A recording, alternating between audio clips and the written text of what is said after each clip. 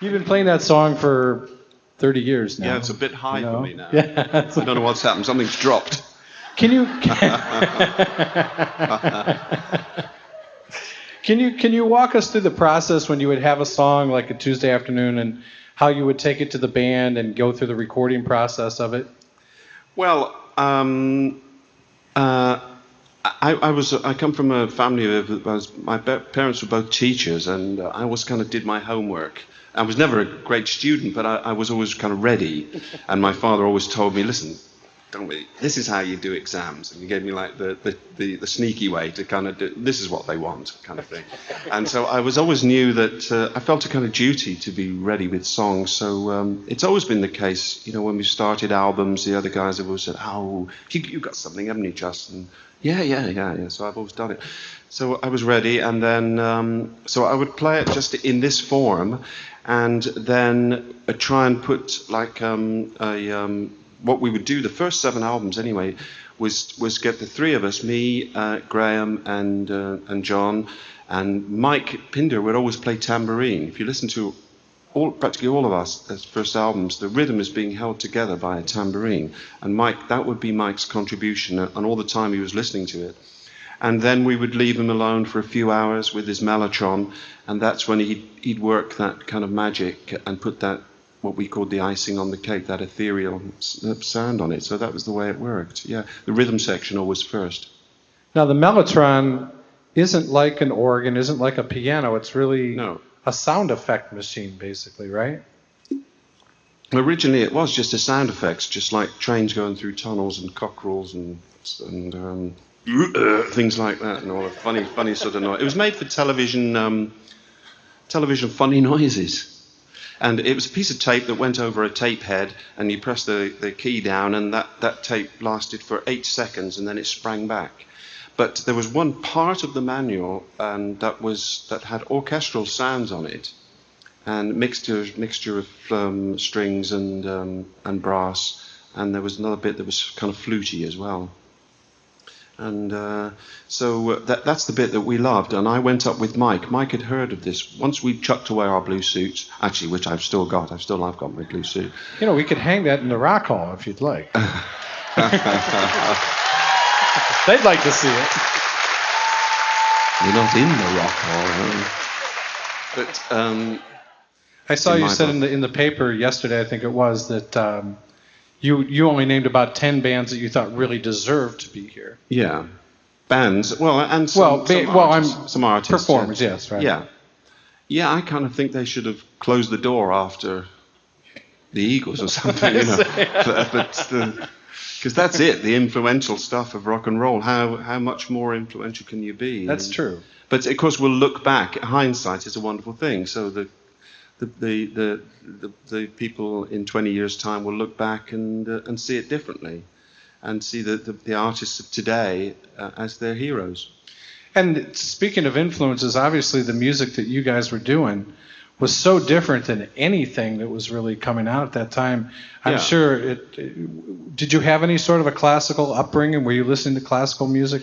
Not me, and none of us, but we had kind of pretensions to it. And we were kind of snobby about it, and we were very arty kind of thing. I thought the purpose of the whole thing was to get to a cocktail party with writers from the Guardian newspaper and have little drinkies and be mentioned like that. And that's as far as it went. I thought we were kind of an art thing. And then it blew me away when we came here and we went to our audience was in the heavy industrial centers in America and around the world. Yeah, you were playing the Fillmore East and West, but your real audience weren't on there. Well, New York, yeah. But Cleveland, Detroit, Pittsburgh, Cincinnati Chicago. Those are the places. Kansas City, Oklahoma, and all of those places. Those were you surprised at that? I wasn't when I got here, because I had it as an English boy. You have a different idea of America. I'd seen it through Buddy Holly eyes and Texas and that kind of thing, and through blues artists and then Tamla Motown. But when you get to America, you realize that where the soul and heart and soul of America is probably in working class America, and that's where the stuff comes from, white and black. It comes like that. Was it disappointing that all of a sudden these just the normal people were coming to your shows? No, no. We didn't come with our 4-button suits and everything. No, I was never disappointed. Honestly, no, never disappointed. I was just thrilled. I mean, we supported a group called Canned Heat, and then we were their opening act, and they took us through all of these places because that was their audience, and we found that was our audience too. Quite different music. Quite different music. They were a boogie band, but the people just loved it. And yet we've done tours with people that you think were the same music. I mean, we did a load of stuff with Yes, and their fans would walk out when we came on. Wow. So it was completely. Yeah, you toured with some. I remember seeing you on tour here once with Argent. Oh yeah, okay. And with Poco.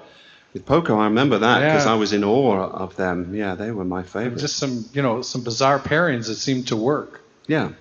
Well, I was one of my biggest American influences as in sort of 66, 67 was Buffalo Springfield, and they were to everybody, to the Beatles and everybody. You'd have to say that, and they were just exceptional and of our time and of our era, of us people that were in London in 64, 65 at that time, and that they were our big heroes. And I think that was the big difference. England had the Beatles and that huge explosion and what happened in the Stones and a lot of other groups, thankfully ourselves, like you say, the Animals, and people came out of it. And but it sort of stayed there. The Beatles moved on to their natural conclusion, but America, the groups in America came at it from a different, after the Beatles, they came at it from a different perspective and a different angle, and it was the American groups that showed the way, that showed us how to continue, and it was the English groups that made it in America that are still here today, and the ones that didn't that aren't. There were so many groups and so much music coming out at the time that you guys were really in your heyday. Did you ever worry about getting lost in all that? No. I didn't think of that at all. I just wanted to make nice records and to play to people and earn a living. I wanted to make records, and we had a great record company who said, just go and do what you want to do. After Days of Future Past was such a success. But you had a 5-year period. You had 6 albums that hit the top 5, a couple hit number 1. Mm-hmm. And in England, all over the world. Yeah. Right. Yeah. You could go to anybody's house and you could find like Threshold of a Dream in their record collection or something. It's great. Search of a Lost Chord almost seemed like you were talking to Middle America at that point. Mm-hmm.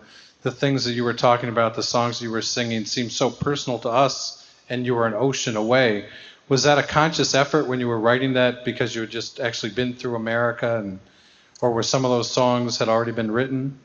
No, I don't. It was what was in our hearts. That's all you can do as a songwriter. Write what moves you. And if as you're writing a song, if something goes, oh, like that, then you hang on to it. That's the moment that you must capture. No, I felt we were seeking spiritually and in our own lives and in our relationships in every way. And we were going through religious experiences, psychedelic experiences, meditation, all of that stuff.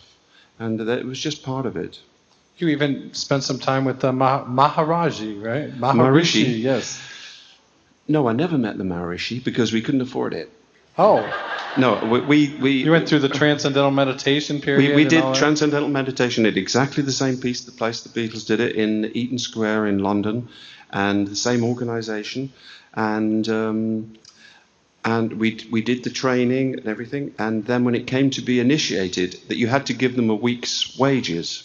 Of course, for the Beatles and everybody, and Marianne Faithfull, that was like 30,000 quid, But then when it came to our turn, we were waiting there, and Dara, my son, there was the organisation guy with the book, and what will you be giving? And I said, well, my wage is £8.13 6, about $15. Oh, very nice. Couldn't you wait over that in there, that room? So all three of us, it was just me, no, 4 of us. There was me, Mike, Graham and Ray who did it. Me, Mike and Ray were tremendously serious about it. Graham was along for the ride, and it's our drummer. Do you remember But your mantra?